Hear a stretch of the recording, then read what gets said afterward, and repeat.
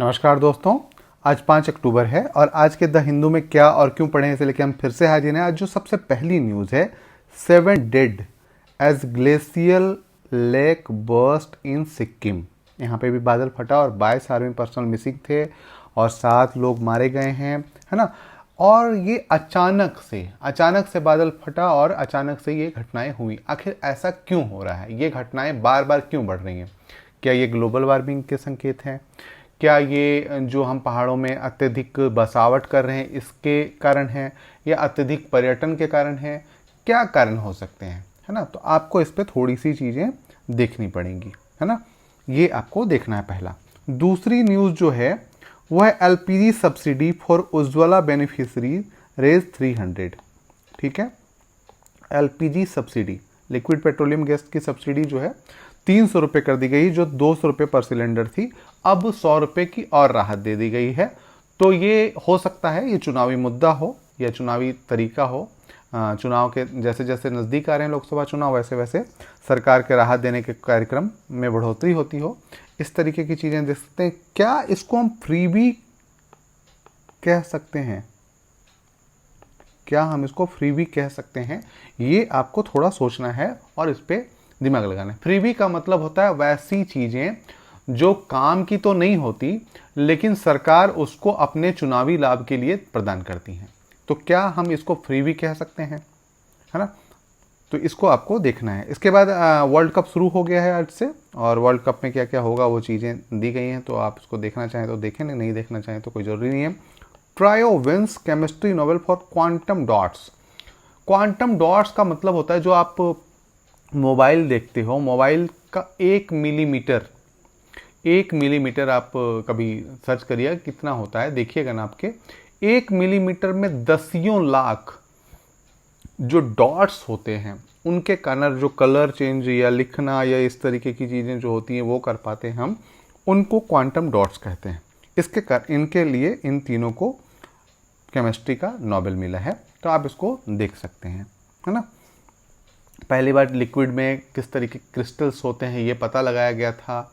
जैसे आप जो पानी छूते हो उसमें क्रिस्टल्स होते हैं। अब कौन से क्रिस्टल्स हैं इसमें? बहुत ही महीन, मतलब माइक्रोस्कोपिक नहीं, नैनोस्कोपिक नहीं, और हम कह सकते हैं उसके और छोटे में भी जाके इसका पता लगाया गया था। और उसका यूज हम आज हर एक जगह पे, चाहे टीवी स्क्रीन हो, मोबाइल स्क्रीन हो, कंप्यूटर की स्क्रीन हो, इनमें हम हर जगह करते हैं, है ना। तो ये चीज़ें आपको देखनी है।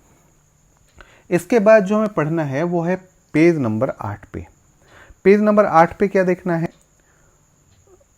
जो हमें देखना है, keeping tabs on carbon with an accounting system, है ना।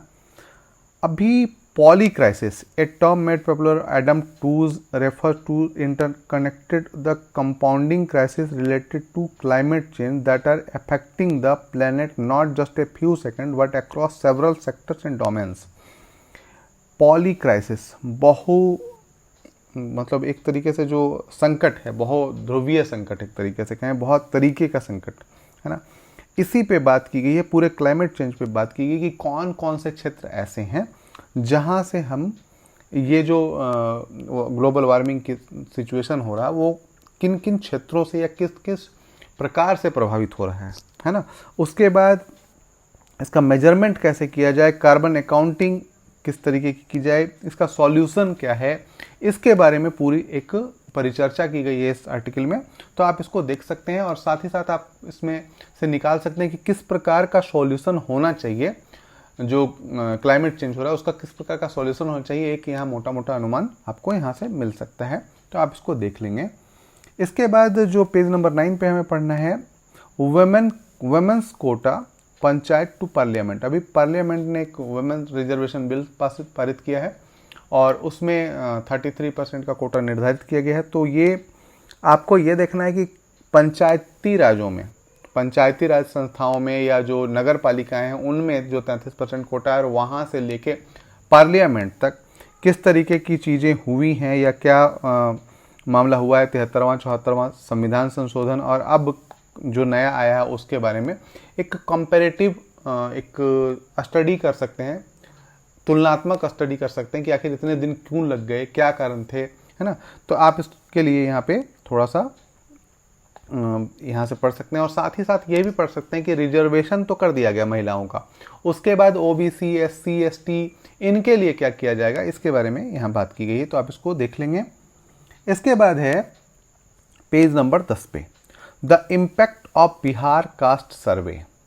जो जातिगत सर्वे हुआ है बिहार में, वो कितना इम्पैक्ट डालेगा, क्या प्रभाव डालेगा राज्य के स्तर पे, देश के स्तर पे, इसके बारे में चर्चा की गई है। और कौन कौन से क्षेत्र में, आर्थिक, राजनीतिक, सामाजिक, धार्मिक, है ना, इन किन किन क्षेत्रों में इसका प्रभाव होगा, ये आपको सोचना भी है और इसे पढ़ना भी है ना।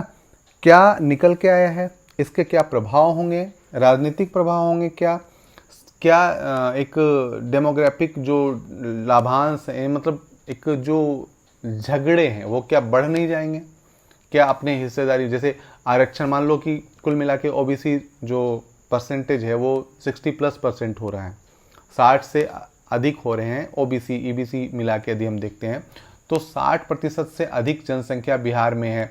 तो क्या वो उस अनुपात में रिजर्वेशन नहीं मांगेंगे, क्या वो उस अनुपात में अपने आरक्षण की बात नहीं करेंगे। इस प्रकार के कई मतलब चुनौतियां आएंगी, कई सवाल उठेंगे, इसके बारे में एक बात की गई है, तो आप इसको देख सकते हैं। इसके बाद है पेज नंबर 14 पे, पेज नंबर 14 पे है new defence indigenisation list has futuristic weapon system.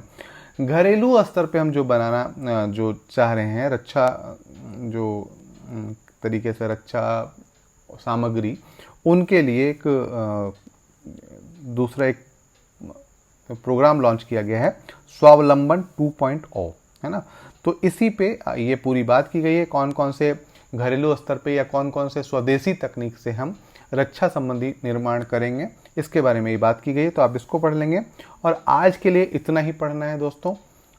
यदि आप पहली बार आए इस चैनल पे आए हैं तो प्लीज़ सब्सक्राइब कर लें, लाइक कमेंट शेयर जरूर करें, और इसी के अकॉर्डिंग रोज़ पढ़ते रहें द हिंदू, बहुत ही फ़ायदा देगा, बहुत ही ऊंचे स्तर पे बहुत ही जल्दी पहुंच जाएंगे।